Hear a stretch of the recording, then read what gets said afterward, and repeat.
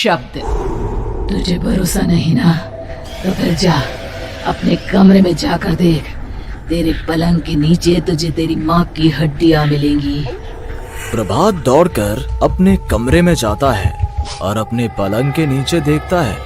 वहां पर सचमुच एक कंकाल पड़ा हुआ था और उसके शरीर पर जो कपड़े थे वो प्रभात की माँ के थे। क्या बात है, आज तो आप सुबह से ही बहुत बिजी हैं।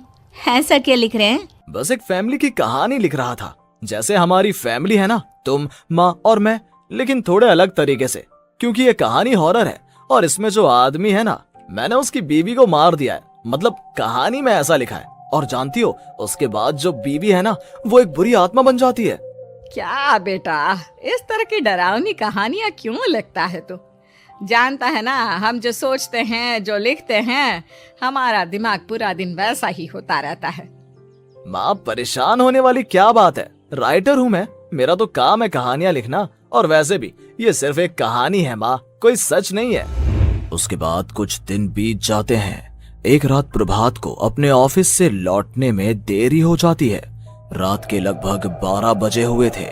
प्रभात जैसे ही अपने घर पहुंचता है, उसने देखा कि उसकी पत्नी दुर्गा डाइनिंग टेबल पर उसका इंतजार कर रही है। आ गए आप? कब से आपका इंतजार कर रही थी। देखिए ना, खाना भी ठंडा हो गया है। अरे दुर्गा, आज तुमने अपने इतने लंबे लंबे बालों को खोलकर क्यों रखा है? तुम तो हमेशा अपने बाल बांध कर रखती हो। वो क्या है ना प्रभात, जब इंसान अपनी जिंदगी से मुक्त हो जाता है ना, तो उसे दूसरे सारे बंधन खोल देने चाहिए। इसलिए मैंने अपने बालों के बंधन भी खोल दिए। ये तुम किस तरह की बातें कर रही हो? तुम ठीक तो हो? मैं बिल्कुल ठीक हूँ प्रभात। अच्छा चलो खाना खाओ। वो क्या है ना दुर्गा, मुझे भूख नहीं है। ऑफिस में कुछ खा लिया था। कोई बात नहीं, मैं तुम्हारे लिए एप्पल काट देती हूँ, एप्पल खा लो। नहीं दुर्गा, मुझे नहीं खाना है, मेरा मन नहीं है यार। तभी अचानक से दुर्गा अपने हाथ में एक बड़ा सा चाकू लेकर प्रभात पर हमला कर देती है। प्रभात अपने आप को बचाने की कोशिश करता है। आज मैं तुझे नहीं छोड़ूंगी, तुझे अपने साथ लेकर जाऊंगी अपनी दुनिया में। ये क्या बोल रही हो तुम? तुम्हारा दिमाग खराब हो गया है। आखिर तुम हो कौन? दुर्गा अपनी गर्दन टेढ़ी करते हुए बोलती है।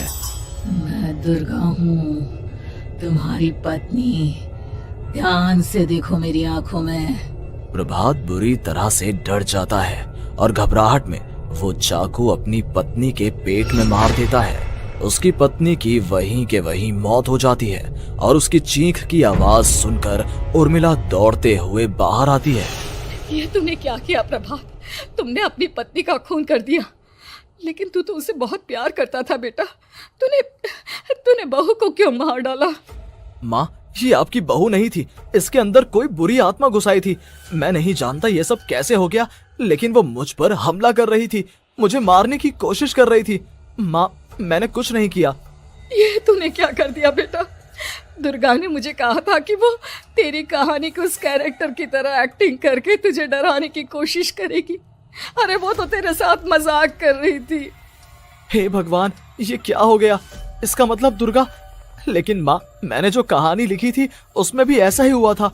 उस औरत ने अपने पति के साथ मजाक किया और गलती से उसके पति ने उसके पेट में चाकू मार दिया। मेरी कहानी सच कैसे हो सकती है? माँ, मुझे बहुत डर लग रहा है। अब ये सोच, दुर्गा की लाश का क्या करें हम? अगर गलती से भी ये बात बाहर फैल गई ना, तो तुझे पूरी जिंदगी जेल की सलाखों के पीछे रहना पड़ेगा।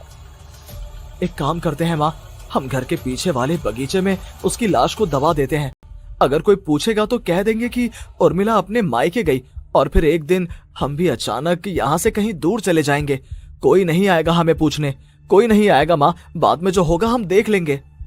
प्रभात अपनी माँ उर्मिला की मदद से दुर्गा की लाश को अपने घर के बगीचे में गाड़ देता है। कुछ दिन तो ऐसे ही बीत जाते हैं, लेकिन एक दिन अचानक रसोई से आ रही कुछ आवाजें सुनकर प्रभात की नींद खुलती है। प्रभात ने देखा कि वहां पर एक लंबे बालों वाली औरत दूसरी तरफ चेहरा करके खड़ी हुई थी। कौन है? कौन है वहां पर? अरे कौन हो तुम? मैं दुर्गा हूँ प्रभात। क्या हुआ?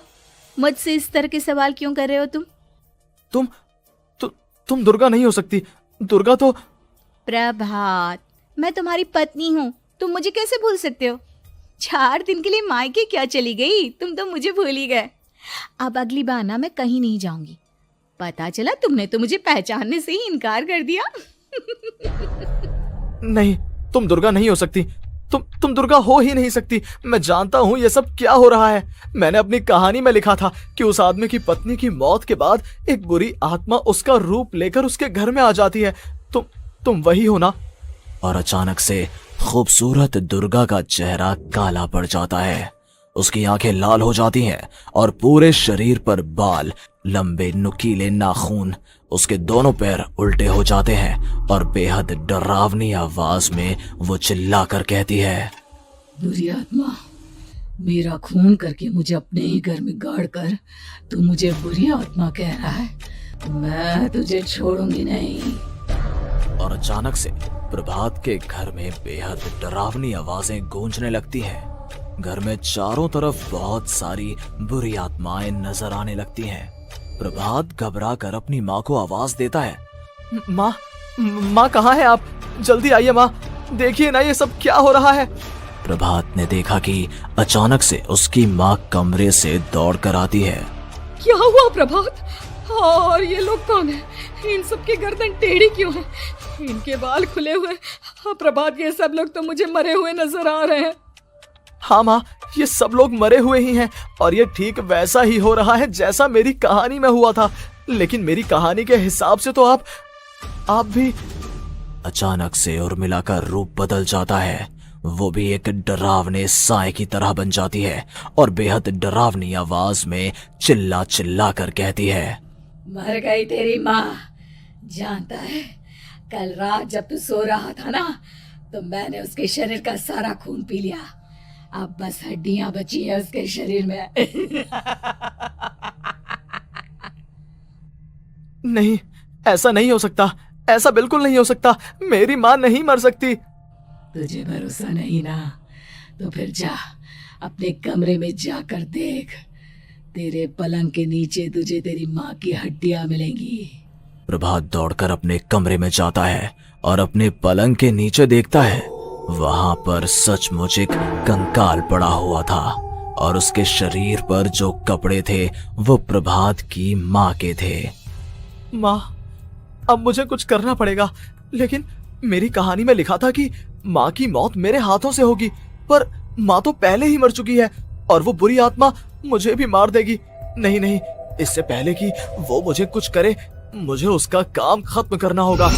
प्रभात अपने हाथ में बड़ा सा चाकू लेकर उस बुरी आत्मा पर हमला कर देता है जिसने प्रभात की माँ का रूप लिया हुआ था, और अगले ही पल वो नीचे गिर जाती है और उसके शरीर से खून बहने लगता है। ऐसा नहीं हो सकता। एक बुरी आत्मा के शरीर में तो खून होता ही नहीं है। तो क्या सच में मैंने अपनी माँ को मार दिया?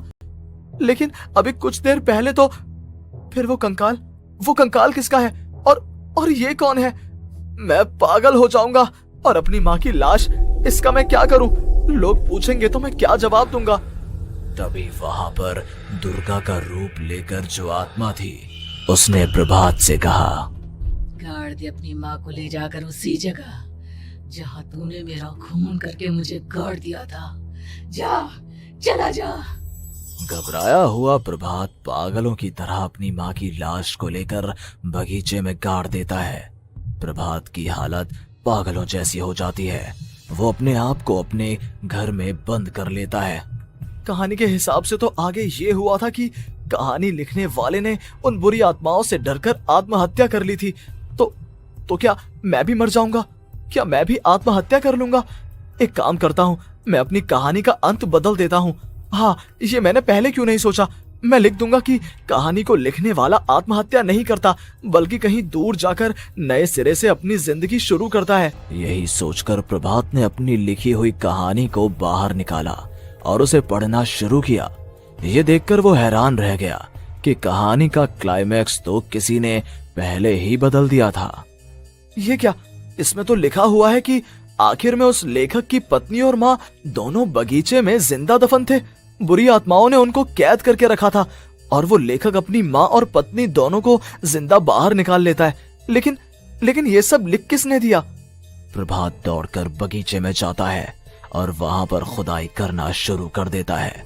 प्रभात देखता है कि वहां पर लकड़ी के 2 बड़े संदूक हैं और उनके अंदर से आवाजें आ रही हैं। प्रभात, प्रभात बचा लो मुझे, अगर थोड़ी देर और हो गई तो वो मुझे छोड़ेगी नहीं। बेटा देखो, मैं इस बक्से के अंदर बंद हूँ, प्लीज मुझे बाहर निकालो, वो बुरी आत्मा किसी भी वक्त मुझे मार डालेगी। प्रभात वो दोनों बक्से बाहर निकालता है और अपनी पत्नी और माँ दोनों को आजाद करवा लेता है। लेकिन तभी वहां पर अचानक से एक बेहद डरावनी और खौफनाक दिखने वाली औरत आ जाती है। तुझे क्या लगा था इतनी आसानी से अपनी पत्नी और माँ को बचा लेगा? बस 5 मिनट और उसके बाद अमावस का चांद आसमान में आने ही वाला है। लेकिन तूने इन दोनों को बाहर निकाल लिया, अब तुझे मरना होगा। नहीं, मैं जानता हूँ मैं नहीं मरूंगा, और अब आगे क्या करना है ये भी मुझे पता है। प्रभात, ये बहुत खतरनाक है, हमें मार डालेगी। प्रभात, चलो यहाँ से। नहीं दुर्गा, अब मुझे अच्छी तरह से पता चल चुका है कि इस बुरी आत्मा से हम कैसे पीछा छुड़वा सकते हैं। और इतना कहकर प्रभात अपने हाथ में पकड़ी हुई सिंदूर की थैली उस बुरी आत्मा के ऊपर उछाल देता है। कुछ ही देर में वो जमीन पर गिरकर राख में बदल जाती है। ये सब क्या हो रहा था बेटा? ये सब तुम्हारी लिखी हुई इस कहानी की वजह से हुआ है ना? नहीं माँ, पहले मुझे भी ऐसा ही लगा, लेकिन बाद में पता चला कि बरसों पहले हमारे इस बगीचे की जमीन के अंदर किसी को जिंदा गाड़ दिया गया था और बस उसी औरत की आत्मा हमें परेशान कर रही थी। उसी ने मेरे शब्दों में जान डालकर उस कहानी को जिंदा कर दिया था। मुझे माफ कर दो प्रभात, मैंने आपकी कहानी के साथ छेड़छाड़ की थी और उसे बदल दिया था। माफी मांगने की जरूरत नहीं है दुर्गा, तुम्हारे उस बदलाव की वजह से ही आज हम सब जिंदा हैं, क्योंकि आखिर में कहानी में वो हुआ जो तुमने लिखा था।